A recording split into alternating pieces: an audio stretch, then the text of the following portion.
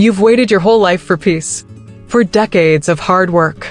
For decades of sacrifices nobody ever saw. And finally, it's yours. The ocean is your alarm clock now. The sound of waves crashing against the rocks outside your villa is the rhythm of your mornings.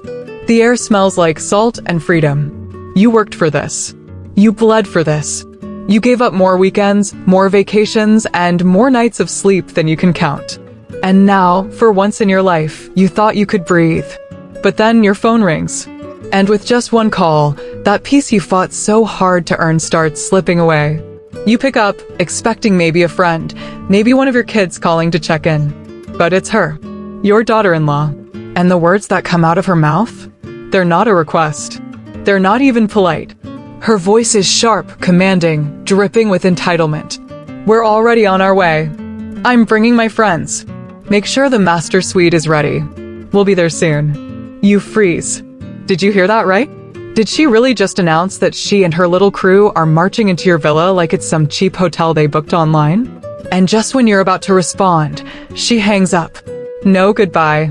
No thank you. Nothing. Just that arrogant order echoing in your ear like a storm warning. Inside your chest, anger rises, hot and bitter. But over that anger, something else surfaces too, a small, cold smile. Because she has no idea. She thinks she's walking into your home, your sanctuary, and claiming it like it's hers. But what she doesn't know, by barging in, she's walking straight into her downfall. And before we go further, let me ask you something. Imagine this was you.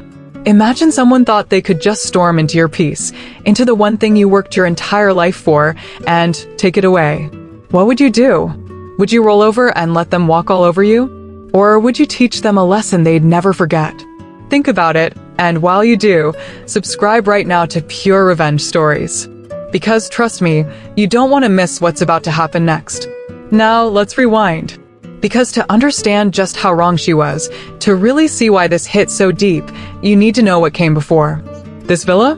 It's not just a house. It's not just walls and windows and marble countertops. It's the end of a 40-year war. For 40 years, you carried everyone. You held jobs that drained you, but you never complained. You skipped vacations so bills could be paid. You packed lunches while others went out to restaurants. And you told yourself, one day it will be worth it. One day I'll have my own space, my own peace, my own reward. But life wasn't kind. Life ripped pieces out of you along the way. You lost your husband too soon. Cancer doesn't ask permission, it just comes in, takes what it wants, and leaves you with silence in the bed where laughter used to be. For months after his passing, you kept working anyway, pushing forward even while grief tried to pin you down. And when everyone thought you were fragile, you stayed strong. When everyone else leaned on you, you didn't break. And all the while you saved. Carefully, patiently. Every dollar tucked away like a soldier in formation, preparing for the day you could finally live for yourself. That day came when you bought this villa by the sea. The first time you turned the key in the front door, you cried. Not because of the view, not because of the luxury, but because it represented freedom. For the first time in your life, you weren't living for anyone else. You weren't giving until you were empty. You were finally home. But now, barely a few weeks in, your daughter-in-law has decided she's entitled to it. She's already been careless with your kindness before. You remember. She was always the one with her hand out. Always the one who thought your money was a bottomless fountain, your time a resource she could spend freely. She framed every request as family helping family. But here's the truth, it was never about family. It was about convenience. And this phone call, this demand? It wasn't just another request. It was a declaration. Her words cut deep. Make sure the master suite is ready.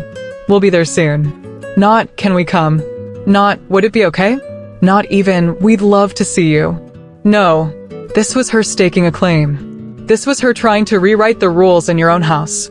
And as if that wasn't enough, she mocks you. Calls you selfish. Throws the word family at you like a weapon, trying to guilt you into surrendering the one thing you earned with blood and tears. Selfish? You selfish? After all the years of paying, supporting, bailing them out of one emergency after another? After covering debts they couldn't handle, helping with bills they forgot to pay, even paying for things they called once-in-a-lifetime opportunities, selfish is the last word anyone should use on you. But entitlement twists the truth until it makes sense to the ones who benefit from it. So here you are, standing in your kitchen, phone still buzzing in your hand. The sea is outside, calm and endless. And inside you, a storm is brewing. Because one thing is clear. She's not coming to visit. She's coming to take over. And you're done being stepped on. She thinks this is going to be her vacation, but it's about to become her nightmare. And as you stare out at the horizon, you whisper to yourself, she has no idea who she's dealing with. Fire, that's the setup. The stage is set. The daughter-in-law is on her way with her friends, smug and sure of herself. She thinks she's coming to a resort.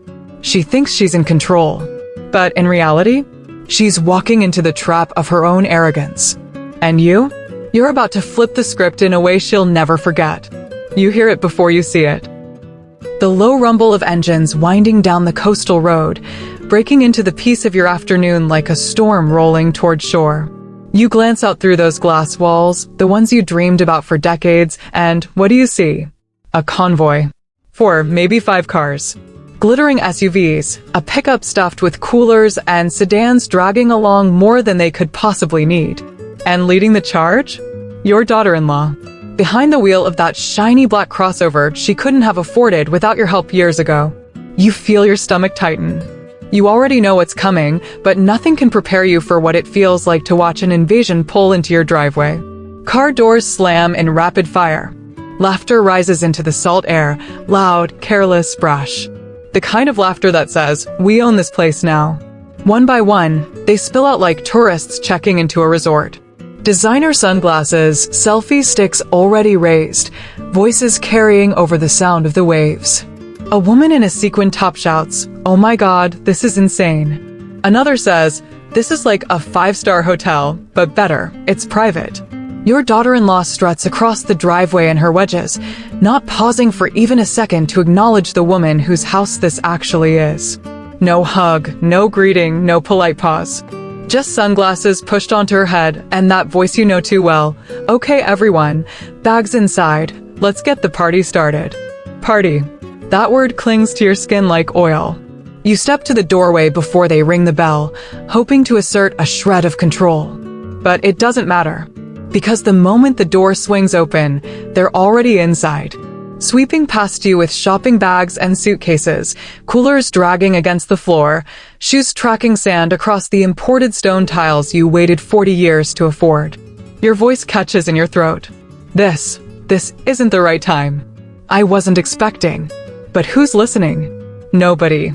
One of her friends, tall, wearing a swimsuit under a cover-up, drops her duffel right in the middle of your foyer.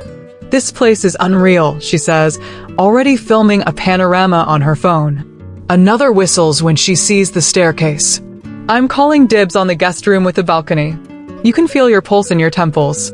Your home, the sanctuary you built with sweat, with savings, with sacrifice, now treated like a set for their reality show." The kitchen goes first. You hear the clatter of cabinet doors as 2 of them rummage through your pantry. One pulls out a bottle of imported olive oil like it's free swag from a hotel welcome basket. "Perfect for pasta night," she laughs. The fridge door hangs open, cool air spilling out while someone rearranges your carefully stocked groceries to make room for beer. Cases of it. You see condensation dripping onto the marble floor as cans clatter inside. Then the pool. Through the windows, you see sneakers and shirts tossed across your patio. Someone has already jumped into the infinity pool, shoes and all. The splash soaks the carefully laid loungers. Your loungers. And then the study. The one room that still smells faintly of your late husband's cologne, where his books line the shelves, untouched since you moved them here. You hear the squeak of the leather chair, the one he used to sit in, and a stranger's voice. "Damn. This chair is amazing. Let's set up the poker game in here." Poker. In his study. You feel the air leave your lungs. And where's your daughter-in-law? Standing in the middle of the living room, phone raised high, doing a slow turn.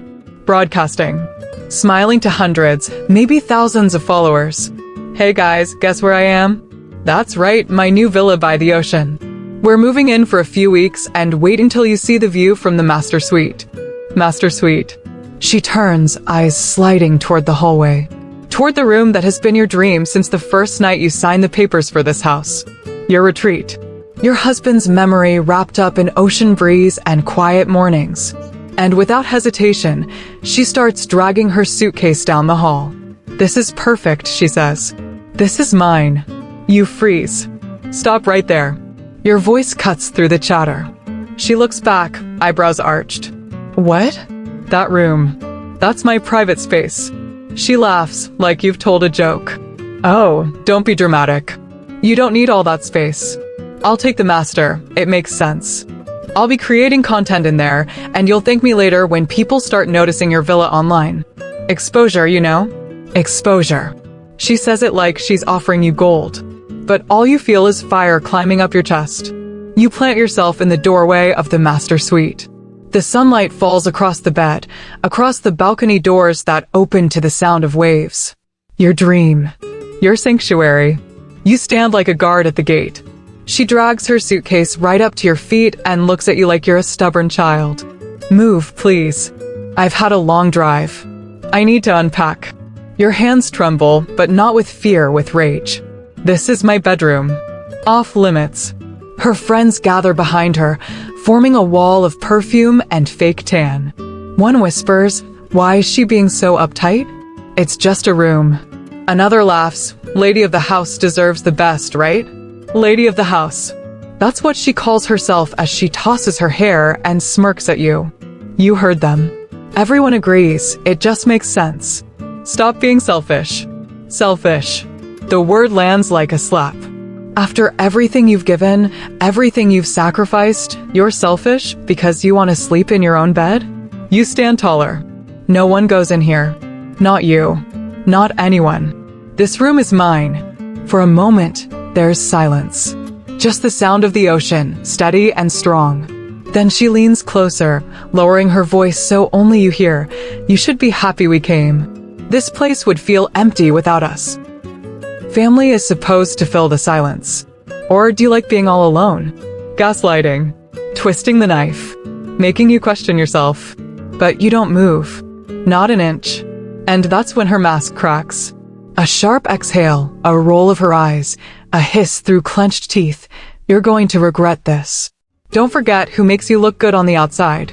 Without me, you're just some bitter old widow with too much house and not enough company. You feel the sting, but beneath it, something else rises. Steel. The kind of steel forged in loss, in grief, in 40 years of work that no entitled child can erase. You lift your chin. Then I'll take bitter over broken. Now back away from my door. Her face hardens, but before she can respond, you hear her friends calling from the kitchen. Drinks are ready. Come on, let's start the party. She forces a smile, eyes still locked on yours, and pulls her suitcase back a few inches. Fine. We'll come back to this later. Don't embarrass yourself in front of everyone. And just like that, she turns, flipping her hair, walking back toward the noise. But you know it's not over. Not by a long shot. Now pause for a moment. Imagine this was you. Imagine strangers barging into your sanctuary, your daughter-in-law treating your life's dream like a hotel, your memories like props for her social media. What would you have done in her shoes? Would you have stood your ground? If your answer is yes, comment yes right now. Because this isn't just a story, it's a test of dignity, of boundaries, of whether family means love or just entitlement dressed as love. And as you'll see, the real battle has only just begun. You walk away. You have to. Because if you don't, you'll say something or do something that can't be taken back. Your footsteps echo down the hall, through the chaos of laughter and clinking bottles, until you reach the one place that still feels like yours, the study. You step inside, close the door, and turn the lock with a quiet, decisive click. Silence. For the first time since the convoy rolled in, blessed silence. The soundproofing, the thick oak door, it's like the ocean itself wraps around you, shielding you from their noise. You press your palms against the desk, steadying yourself. The grain of the wood feels familiar, grounding. This desk is where you planned your finances, where you mapped out a future that was supposed to be calm, earned, deserved. And now it's your command center. Your mind drifts uninvited, back through the years. This isn't the first time she's walked all over you. No, this is just the most brazen. You remember the wedding. White tents and crystal chandeliers. A bill that was supposed to be split, but somehow fell squarely in your lap. $25,000 gone in a weekend, because family should help family. You remember the down payment on their house. Her credit score had been a mess, and her charm had been thinner than glass, but you still wrote the check. $60,000. Because she said, "We'll pay you back once we're stable." Stable never came. The car loan, the tuition, the medical bills she insisted were emergencies. Each one framed as temporary as necessary. Each one draining you just a little bit more. And each one met with less gratitude than the last. Every time you said yes, it planted a seed. And now, those seeds have grown into a jungle of entitlement that's choking the very air out of your lungs. Your hands curl into fists on the desk. Not this time. Not in your house. You pick up your phone. Your thumb hovers for a moment, but the decision is already made. You dial. 911, what's your emergency? The calm voice steadies you. I need police assistance, you say, and your voice doesn't shake. There are people in my home who refuse to leave when asked. Are you in immediate danger, ma'am? Not yet, you answer, glancing at the locked door, but they won't leave, and there are more than a dozen of them. Can you verify this is your residence? Yes. I purchased it last month. I have the title documents here. You slide open the desk drawer, fingertips brushing the envelope that holds your deed. Proof. Hard, irrefutable proof. There's a pause, then, officers are being dispatched to your location. Please remain in a secure space until they arrive. You exhale for the first time in minutes. But outside the door, the storm is brewing. The first knock is soft, almost polite. Her voice drips with false sweetness. Come on, open the door. Let's talk about this like adults. You don't answer. Then comes the second knock. Louder. Sharper. This is family business, not police business. You don't call cops on family. Your grip on the phone tightens. Family business. That phrase, that weapon, has been used to keep you quiet for years. Every check you wrote, every sacrifice you made, dismissed as obligation because of family. But you don't answer. You let the silence speak for you. The third knock isn't a knock at all, it's pounding. Heavy fists slamming into the wood, rattling the frame. Behind her voice, you hear whispers, murmurs of her friends. Is she serious? Did she really call the cops? One voice says, we should leave. Another answers, no, she won't go through with it. But you have gone through with it. And sirens are already winding their way down the coastal road. Through the study window, you see the flash of red and blue lights reflecting off the waves. Relief floods you like fresh air after being underwater too long. The pounding stops. Whispers scatter. Shoes squeak on marble as they scramble to gather themselves, trying to look casual, like they haven't been treating your villa like a frat house for the past hour. Then the doorbell rings. Not a timid press, not a playful ding-dong, but the long, firm buzz of authority. You unlock the study door and step into the hallway. They're all there, clustered like guilty children, faces stretched into fake innocence.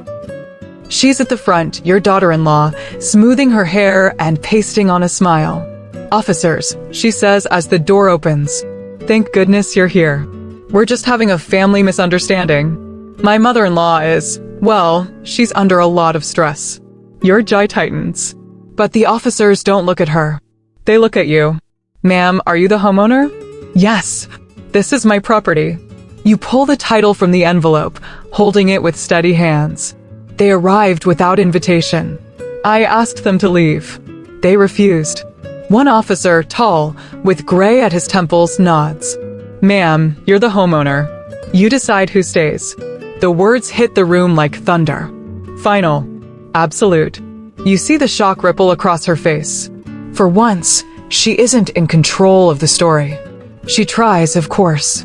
She always does. Her voice softens, her eyes gloss with tears she can summon on command.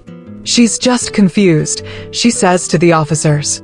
She told us we could come. She's forgetting things. She's been under so much pressure since her husband died.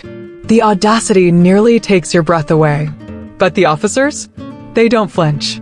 Ma'am, the younger one says, regardless of any prior arrangements, if the homeowner asks you to leave, you must leave. That's the law. The room shifts. Her friends exchange glances, the bravado slipping. Someone mutters, let's just go, this isn't worth it. But she isn't done. She steps closer, lowering her voice so only you can hear. You'll regret this. You're making yourself look crazy in front of everyone. Once I post about this, they'll all know who you really are. And you look her straight in the eye and whisper back, then post it. Because I'm done being afraid of lies. Now pause with me. She never saw the danger coming. She thought she could control the story, that entitlement would always win. But the law doesn't bend for arrogance. And here's the truth. Most people never see betrayal coming until it's already in their living room. So if you're watching this right now, don't be caught off guard. Subscribe to Pure Revenge Stories, because the next story could save you from learning this lesson the hard way. The villa is quiet now. Too quiet. The kind of quiet that presses on your ears until you can hear your own heartbeat. The laughter, the stomping shoes, the careless voices, they're gone. The police have left. The driveway is empty again. For the first time in hours, you're alone. You should feel relief. You should feel victory. But instead, you feel something else entirely, unease. Because peace doesn't return all at once. Sometimes, the silence that follows chaos isn't safety. Sometimes, it's only the calm before the next storm. And sure enough, the storm comes. Not through your doorway. Not through your windows. But through the screen in your hand. Your phone won't stop buzzing.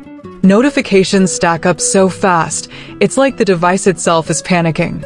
Dozens, then hundreds. Mentions. Tags. Comments. You frown, swipe, and open one. And there it is. Her face. Your daughter-in-law, lit by the dim glow of her car's interior dome light, mascara streaking down her cheeks like black rivers. Her voice trembles as she talks into her phone, filming herself. I can't believe I have to say this, she begins, letting out a shaky breath. We just wanted to spend time with family. My friends and I drove all this way, hoping to bring love into a house that's been so empty since my husband, her son, passed away. And what did she do? Her lips quiver. She looks straight into the camera, eyes wide, glassy. She called the police on us. She threw us out like criminals. Out of my own family's villa. The words land like a punch. She's turned the story inside out.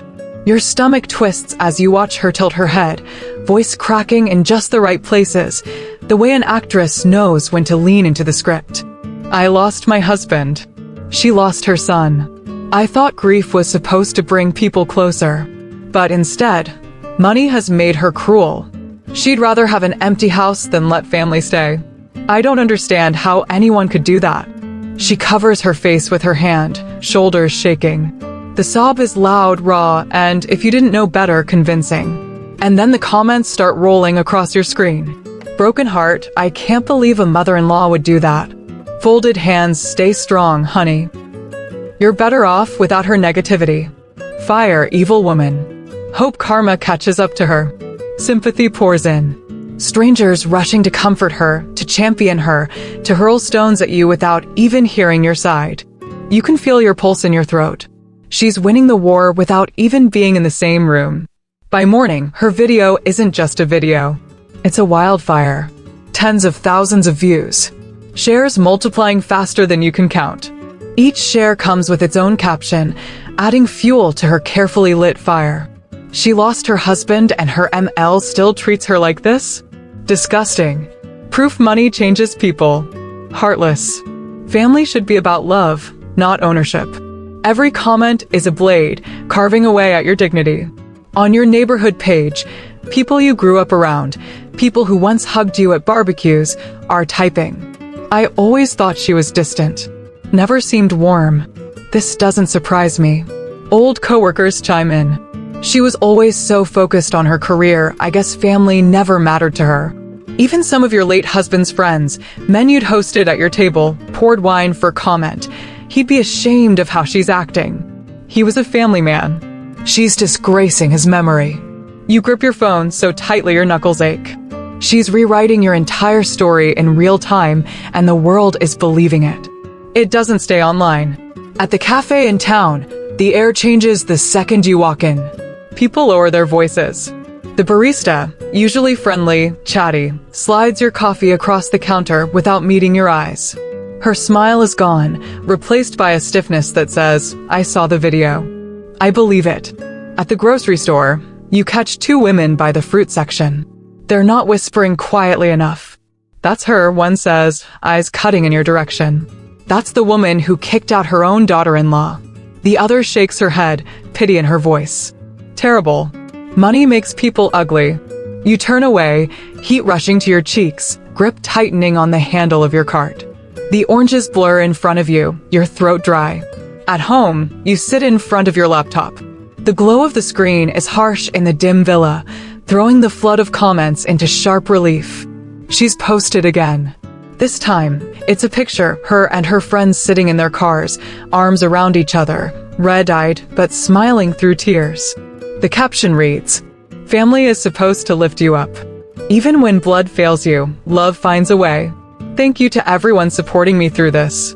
Hashtag cruel mother-in-law. Hashtag justice. Hashtag chosen family." The hashtags cut deep. They're hooks, designed to pull more strangers in. And it's working. Each time you refresh, the numbers climb. Likes, shares, comments. Sympathy building into a tidal wave. And beneath her post? Your name. Tagged. Your villa. Tagged. She's turned your sanctuary into a stage, your name into a villain's mask. You shut the laptop, lean back in your chair, and stare at the ceiling. This villa was supposed to be a reward. 40 years of saving, sacrificing, working twice as hard so others could take life half as seriously. This place was your sanctuary, your one piece of the world untouched by their demands. But what good is a sanctuary when your reputation is being shredded in public? When your name, your dignity, is mocked online by people who have never met you? For the first time since your husband's death, you feel truly alone. And worse, you wonder if maybe they're right. Maybe you did overreact. Maybe you should have let them stay. Let them trample your floors, drink by your pool, laugh in your late husband's study. Maybe that would have been easier than this. This humiliation, this isolation, this chorus of strangers calling you heartless. The thought gnaws at you, but then another rises. A memory.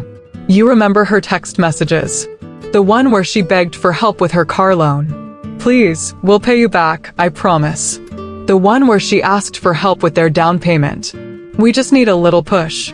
You're the only one we can count on." The one where she demanded money for the wedding. "It's not just for us, it's for family. Don't be selfish." Selfish. That word again. Always the weapon of choice when she wanted something. And suddenly, your shame sharpens into something else. Something harder. Because the truth is, she can spin whatever story she wants. She can cry on camera, twist the narrative, make strangers pity her. But she doesn't know what you know. She doesn't know you've kept everything. Every transfer. Every receipt. Every bank slip and screenshot and note of every dime you handed over. She has crocodile tears. You have evidence. You push away from the desk, cross to the filing cabinet, and pull open the drawer that holds your life's paper trail. Neat stacks. Labeled envelopes. Decades of proof that you weren't cruel, weren't selfish, you were the only reason she had anything at all. You run your hand across the files, each one a reminder of what you sacrificed. A reminder that this narrative she's spinning isn't just a lie, it's theft. Theft of your dignity, your reputation, your truth. And in that moment, something shifts. The shame begins to burn away, replaced by steel. Because sympathy may be loud, but proof is louder. And you're about to show the world the difference. But here's the thing. She thought the tears were enough. She thought the hashtags would protect her. She thought the internet would take her side forever. What she didn't know is that you'd been keeping records all along. Every dollar. Every broken promise. Every lie. And when the truth finally comes out, the backlash won't be yours. It'll be hers. So stick with me. Because the next move? That's when the tide turns. The night after her video went viral, you didn't sleep. Not a second. You sat in your study, the one room in the house that still felt untouchable, surrounded by shadows and the sound of the ocean slamming against the rocks outside. The world thought you were cruel, selfish, heartless. But the world didn't know the truth. And now, for the first time in your life, you realized you had the power to show them. You slid open the bottom drawer of your filing cabinet, the one you'd almost forgotten about. Inside, stacked neatly in manila folders, were the receipts of decades. Receipts of sacrifice. Receipts of generosity that had been spit back in your face. You pulled the first file out and set it on the desk. Bank transfers. One after another, each stamped with your name as the sender, her name as the recipient. Tens of thousands of dollars over the years. Notes scribbled in the margins, down payment assistance. Car loan bridge. Emergency medical. Every single one a lifeline you'd extended when she cried that she was drowning. Receipts. From caterers, florists, rental companies. The wedding she insisted had to be magical.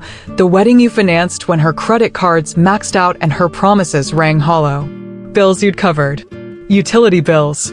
Mortgage payments. Even their cell phone plan when they forgot. Each invoice folded, tucked away, paid by you and quietly forgotten until now. And then your secret weapon. Screenshots.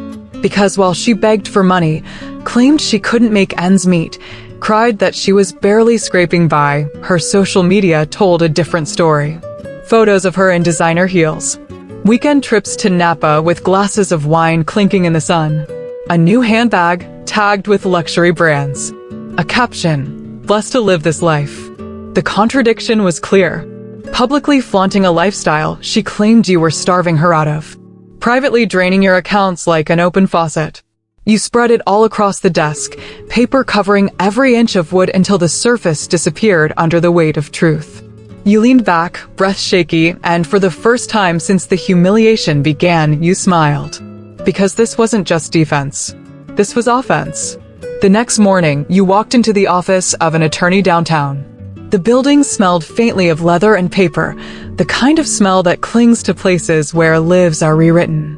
He was older, sharp-eyed, the type who spoke little but measured every word like currency. He listened as you laid it all out.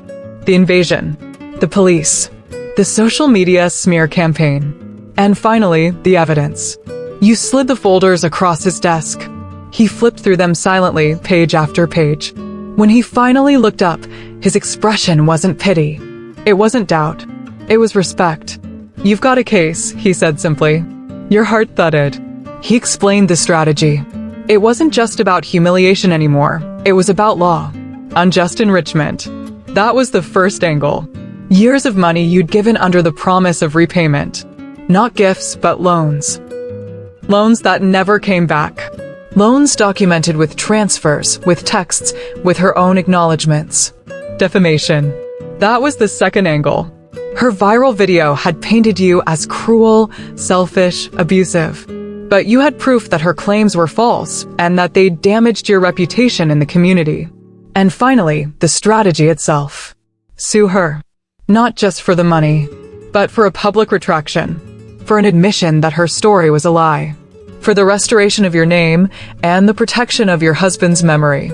As he laid it out, you felt something shift inside you. For weeks, you'd been on defense, dodging blows. But now you had a sword in your hand. It started with certified records. Bank statements stamped and notarized, each one a nail in the coffin of her lies. Then affidavits. Signed and sworn by neighbors, by the caterer who remembered you paying cash when her card was declined, by the bank manager who notarized your down payment check. Piece by piece, the case grew. A wall of proof she couldn't scale, no matter how many tears she shed into a phone camera. The day the papers were filed in court, you stood outside the clerk's office holding the stamped documents in your hand. The seal glinted under the fluorescent light. Official. Irrefutable. For a moment, your throat tightened. This wasn't just paperwork. This was your husband's memory being defended. This was your 40 years of work being honored. This was you standing tall again, refusing to be trampled. You whispered under your breath, "This is for you," imagining him beside you. The man who built a life with you, who would never have let her twist your story if he were still alive. You weren't just fighting for yourself, you were fighting for him too. At home, you sat in the master's suite, the one she had tried to claim as her own. You opened the balcony doors, let the ocean wind rush in, and held the stamped court filing in your lap. The humiliation you'd felt just days ago hadn't vanished, but it no longer defined you. Because humiliation only lasts as long as you stay silent. Truth, once spoken, lasts forever. And for the first time in weeks, you felt calm. Not because the fight was over, it was only beginning. But because now, you were the one holding the narrative. She could post, she could cry, she could hashtag herself to death. But in the eyes of the law, she was cornered. And you? You were no longer the victim. You were the avenger. Now let me ask you something. Was she too harsh? Some will say yes. That calling the police, filing lawsuits, dragging family into court was too much. That she should have just turned the other cheek, let it go.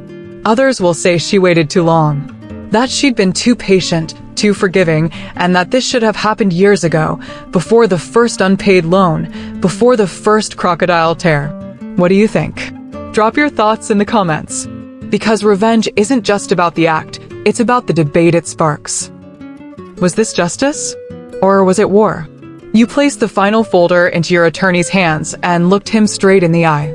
I don't want just repayment, you told him. I want the truth. I want her lies burned out in the open. I want my husband's name cleared. And I want my dignity back. He nodded. Then we'll make it happen. As you walked out of his office, sunlight hit your face, warm and unyielding. The same sun that had watched you bury your husband. The same sun that had seen you weep alone in your kitchen. The same sun now lighting the beginning of her downfall. Because here's the thing about lies. They burn bright for a moment, but truth has no expiration date. And as you drove back to the villa, the tide rolling endlessly against the shore, you knew her time was running out.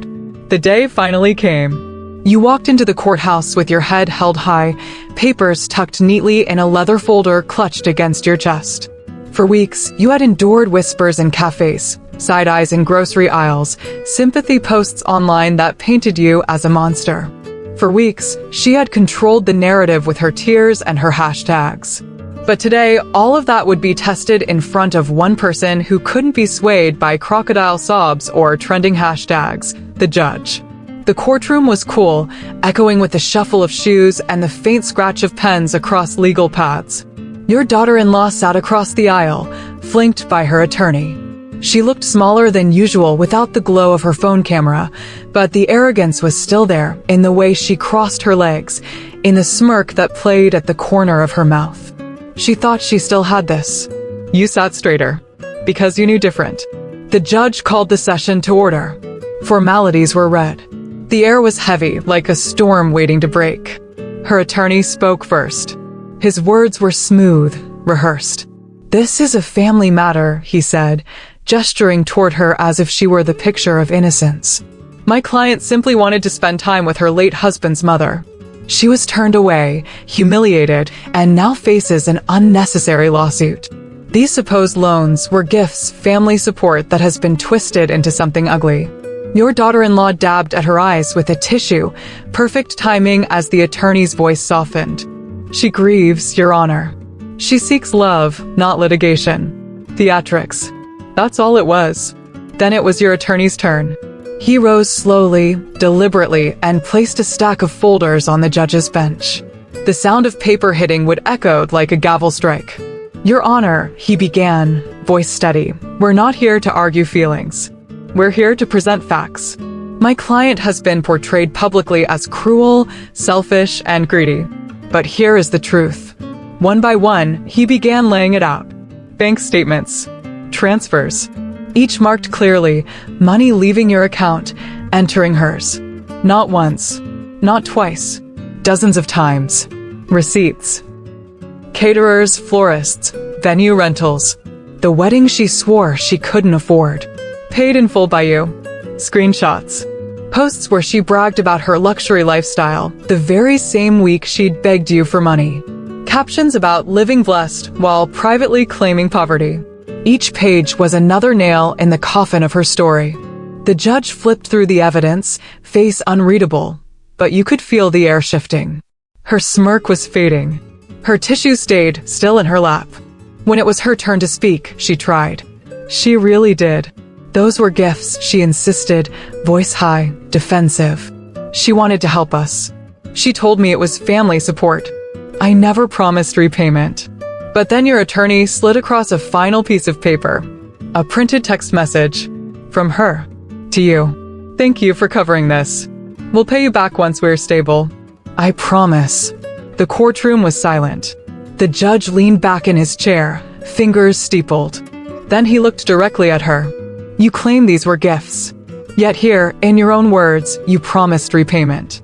And as for the defamation allegations, your video reached tens of thousands, portraying your mother-in-law as abusive and cruel. Given this evidence, your narrative does not hold.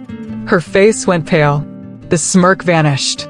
The judge's gavel came down, sharp and final. Here is my ruling. You will enter a repayment plan for the funds transferred with interest. And you will issue a public apology. On every platform where you defamed her, you will retract your statements and admit they were false. This court will ensure compliance. It was over. The lies were dismantled. The evidence had done what sympathy could not. She sat frozen, her attorney whispering frantically beside her, but the fight was gone from her eyes. And you? You didn't gloat. You didn't smile. You simply breathed for the first time in what felt like forever. Because this wasn't just about winning money back. This was about clearing your name. About protecting your husband's memory. About proving that kindness does not equal weakness. Words spread fast. The same people who had once whispered behind your back now approached you differently. At the cafe, the barista handed you your coffee with both hands, eyes soft. I'm sorry, she murmured. We all believed what she said. We shouldn't have. At the grocery store, the same women who had whispered loudly by the fruit section now avoided your gaze altogether, shame etched on their faces. One finally approached you, voice trembling. We judged too quickly. We were wrong. Online, her apology was posted. It was stiff, reluctant, but court-mandated. I misrepresented events between myself and my mother-in-law. My previous statements were untrue. I regret the harm caused. The comments flooded in again, but this time, the tide had turned. Fire, so she lied this whole time? Broken heart, unbelievable. The damage she did to her MIL is disgusting. Folded hands, respect to the mother-in-law for standing her ground. Proof that truth wins. Her followers dropped away like leaves in autumn. Her credibility, once her weapon, crumbled into dust. And your name? Restored. Not as a villain. Not as a cruel widow. But as a woman who had been wronged and fought back with dignity. The villa was quiet again. This time, truly quiet. You walked through the halls slowly, touching the walls, the furniture, as though reclaiming each piece of it. The kitchen, once invaded by strangers digging through your cupboards, now smelled of fresh bread you baked yourself. The pool deck, once littered with bottles and shoes, now shimmered clean under the sunlight. And then, the master suite. You stood at the doorway, remembering the standoff. Remembering her dragging her suitcase toward the bed that was never hers. Remembering your hand braced on the doorframe, refusing to move. Now, it was yours again. Entirely. You stepped inside, carrying a photo frame. A picture of your late husband. His smile, warm and steady, captured forever in that image. You placed it carefully on the nightstand beside the bed, the place where it had always belonged. A symbolic act. Small, but profound. Because this wasn't just about a house. It was about protecting memory. About drawing a line in the sand and saying, here and no further. You sat on the edge of the bed, the ocean wind drifting through the open balcony doors, and whispered, we're safe again. And for the first time, you felt peace without fear it would be taken away. Kindness is not weakness. That's what this fight taught you. For years, you gave. You sacrificed. You opened your wallet, your home, your heart. And you told yourself that was love. That was family. But love without boundaries becomes exploitation. And family without respect becomes chains. You realized that day in court that saying no isn't cruelty, it's courage. Drawing a boundary isn't selfishness, it's survival. And sometimes, the strongest act of love for yourself, for your late husband, for your dignity, is to fight back. Because kindness can build a home, but boundaries protect it. And now, I'll turn it to you. We've all seen people push family ties too far. We've all watched as entitlement dressed itself up as love. But when the line gets crossed, what's the right response? Was she right to fight back this way with police, with lawyers, with court orders? Or should she have forgiven, turned the other cheek, and let it go? Comment below. I want to hear your take. And if you don't want to miss the next story, the next battle where truth and betrayal collide, subscribe right now to Pure Revenge Stories. Because if you thought this tale was intense, trust me, the next one might make this look tame.